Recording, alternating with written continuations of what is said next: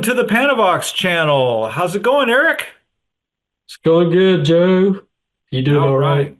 All Yeah, great. right. I'm doing good. Well, I'm excited because for this video session, we have an interesting topic in mind, one that's very dear to our hearts, the most psychedelic musician of all time. So I would like to start off by talking about what do we mean by psychedelic? We're referring specifically to a particular time period in musical history, popular music history, right? That kind of maybe began in the 1960s, Hmm. mid 1960s, around 65, 66, and then has continued on to the present day. What can you say about that particular genre, psychedelic? What do you understand, Eric, by psychedelic music? Just to give a definition. Well, I would say it involves like kind of like a real kind of experimental um, way of recording Mhm. and using, being very experimental with effects and sort of combining influences of lots of different music genres, maybe um, bringing in like influences from other cultures and things, Mhm. and with sort of real introspective kind of lyrics or maybe surreal lyrics, Mhm. and uh, and it's I guess it's mostly associated with the late '60s, but I think a lot of what came out of that can be seen in the the bands that came after the traditional psychedelic movement. So I think you could definitely say that I think you could definitely say that the movement did not end in 1970 or whatever, but I think it influenced a lot of bands. It influenced the establishment of progressive rock, Mhm. and like you said, it just continued until this day. Yeah, I agree. I think in one sense, you look back and you say, well, a lot of pop music became psychedelic around 1966, 1967. Some people think of 1967 as the heyday of the psychedelic, art. I mean, well, in the music, pop music, and then in '68 there was kind of a backlash to it. There was a lot of, I mean, like if you think of the Rolling Stones, they had that His Satanic Majesty's Request that came out in 1967 with kind of trying to imitate the Sergeant Pepper's album, and Oh then in yeah. '68 they came out, I think, with Beggar's Banquet, and which is kind of the reaction against that and saying, yeah, we're getting back to standard blues and rock and roll um, and so I think even the Beatles with the White Album. I mean, you had what was it, Sergeant Pepper's Lonely Hearts Club Band, which some people consider a quintessentially psychedelic album. They had the Magical Mystery Tour, which also has a lot of that same vibe. And then suddenly you come to the White Album, which in a lot of ways is moving it in a different direction back to the roots of rock and roll. But that being said, I think even that brief time when psychedelia was in its heyday, it left a very lasting impact. And as you said, there are even acts today that still borrow from those maybe 2 years, 66, 67, where it was really intensely in vogue.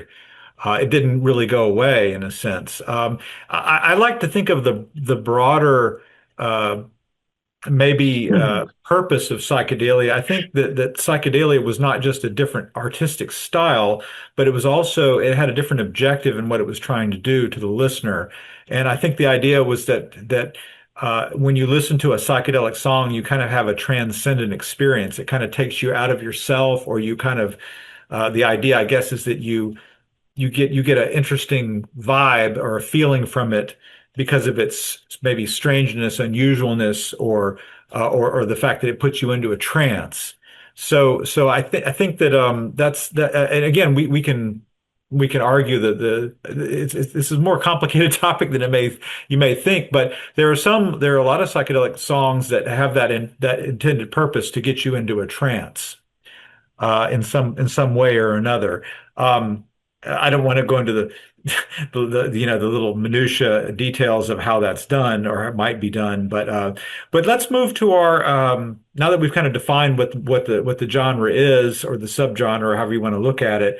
We want to talk about who is the most psychedelic musician. So we have our psychedelic meter, right?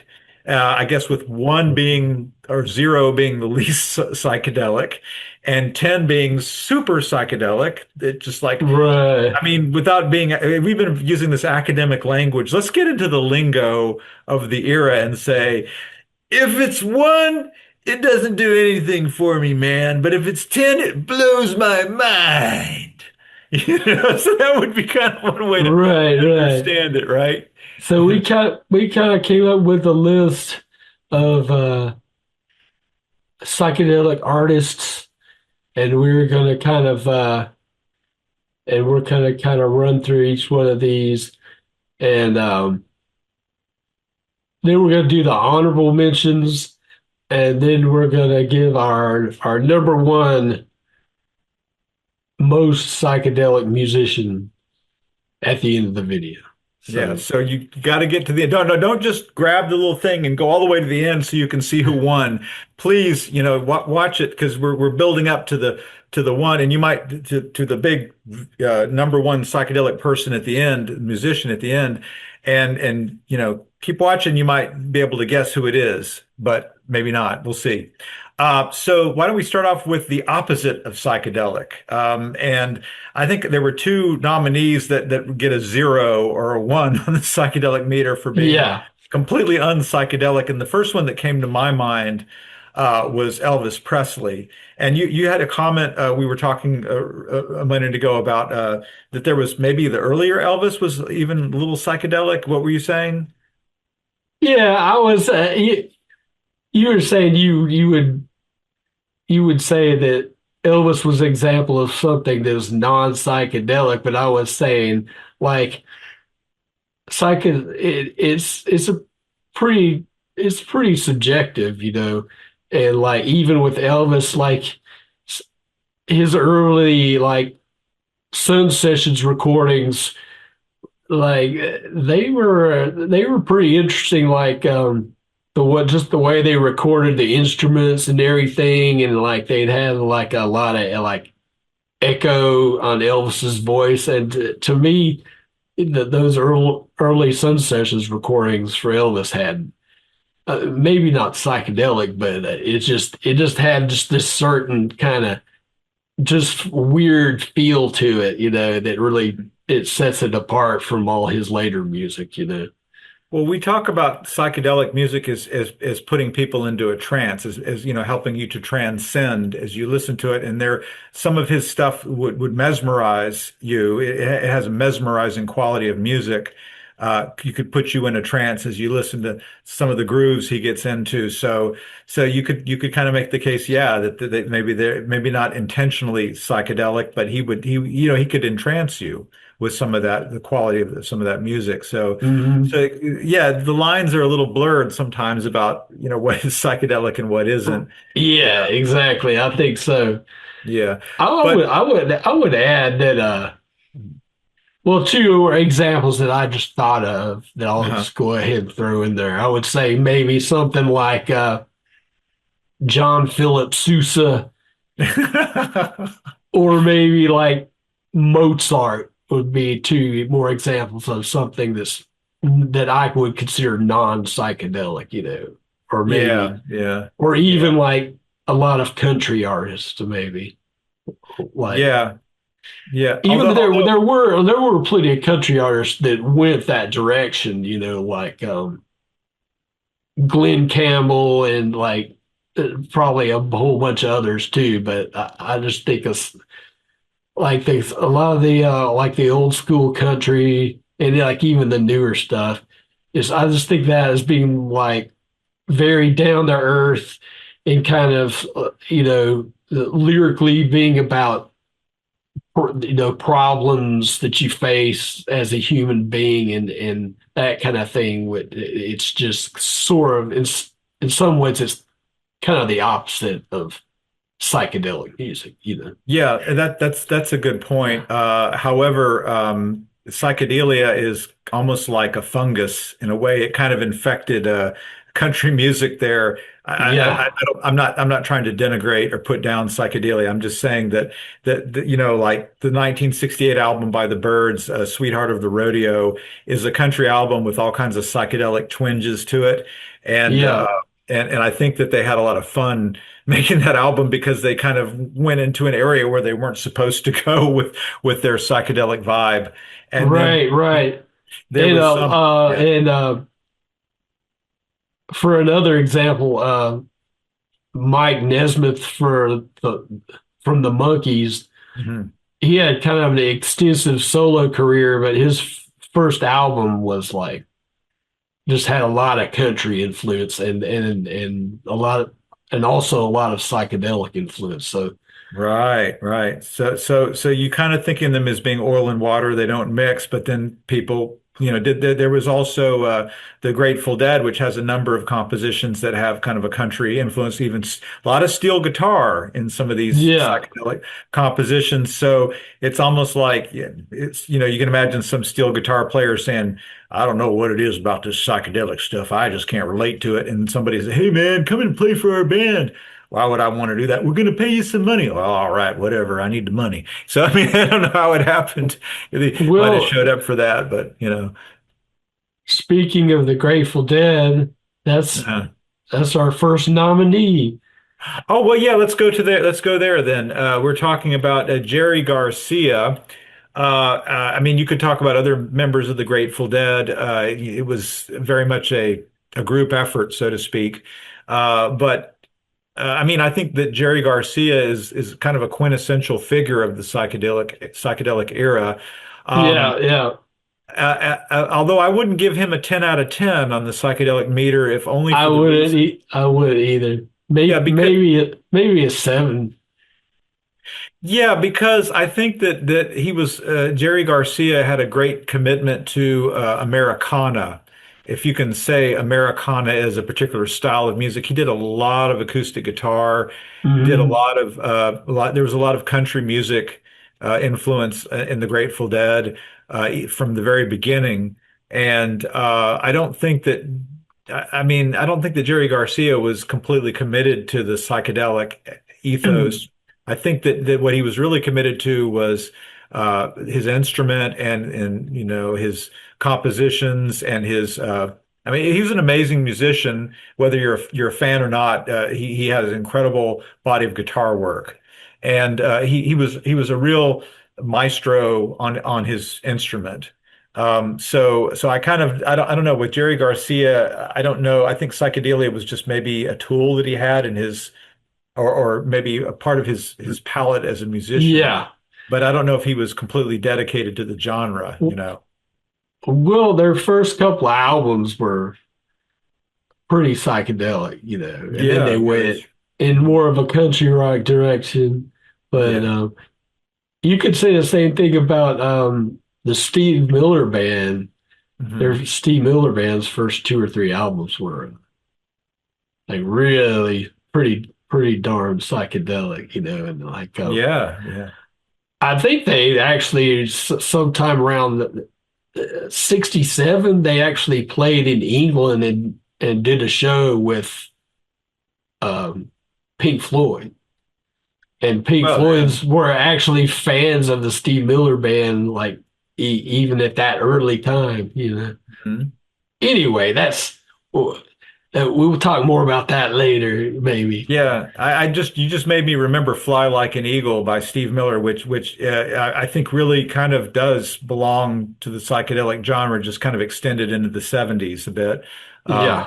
but that's yeah. But I guess we've already made a preliminary honorable mention for Steve Miller. Yeah, Yeah, I don't know. I don't know. I might have to put Steve Miller into our top tier there. It's like yeah. you should check out their first couple albums because that's. It Okay. doesn't get much more psychedelic than that, you know. Yeah, yeah, you're right. You got a point there. Well, let's go to we gave Jerry Garcia 7. I want to go to Donovan and the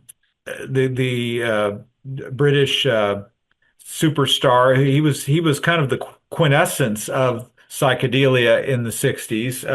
Maybe you're a bit more knowledgeable about Donovan than I am. What are your comments on him? Oh, I'm not super knowledgeable about Donovan really, but I know he has some great songs and like Hurdy Gurdy Man and Sunshine Superman, and a lot of songs he had like that just seemed to be like just little condensed versions of the psychedelic movement, you know. And Yeah, I mean, he kind of became a spokesperson for psychedelia at the time. He was kind of like the face of psychedelia, and he had because he had a I guess a kind of crossover appeal because psychedelia to a large extent was kind of an underground or kind of a alternate music thing, but he was very mainstream. So his compositions, which some of them were pretty intense, like um, what is it? When you've made your mind up, you're ever to be mine. I mean, that was a big hit, but it's also very much that's Sunshine Superman, right? So yeah, that's right. that was a big mainstream hit, and that he became the mainstream face of psychedelia. Right. Mhm. And Atlantis, that was another good one. Yeah, yeah, yeah, and it's, I And want to. he had like the clothing, you know, he had more like the real kind of hippie-fied clothing and the long hair and stuff. And so he was he just seemed to fit right in with that whole movement, you know. Yeah, he was a dandy, as they say in the British parlance. He had a sense of style and how he dressed, and I want to make changing the topic a little bit here. I want to make a mention of the hurdy-gurdy man. I think that was an interesting a composition because, as far as I know, it was the beginning of what you would call the heavy sound. And it's a prelude for a heavier style of rock, the slow drum beat and the weightiness of it. I think kind of Exactly. had a big influence on psychedelic movement going forward, where you try to create a sense of space and heaviness in the Yeah. composition. Yeah. So that was an important milestone. I would give Donovan. um I'm going to give him maybe a 7, and the reason I don't go higher on it is because I think that there was some amount of posing in what he did. I'm not saying he was inauthentic. I'm just saying that I think he was kind of concerned about how he was coming across, and there's a feeling of art for art's sake rather than I'm not saying he was inauthentic. That's not what I'm saying. I'm just saying that there was something about it that was deliberate. Right, You know what right. I'm getting at? So Yeah. yeah. So I mean, Yeah, I agree with that. I did nominate Donovan for our list, but I'm my knowledge of his music is really not that great. Like I've heard all his hits, you know, but I haven't really, you know, I don't own all his albums or anything like that. But I felt like he belonged on the list. You yeah, he does. I think he saw know? psychedelia as maybe a statement of a lifestyle, or he was more about style. He was about presentation, and I don't know if there was the type of deep presentation that you have with maybe a more something that's more true to the heart, or maybe true to a spirit, or has a type of heaviness or profundity to it. I don't think he had as much weight maybe as some of the other people we're going to get to.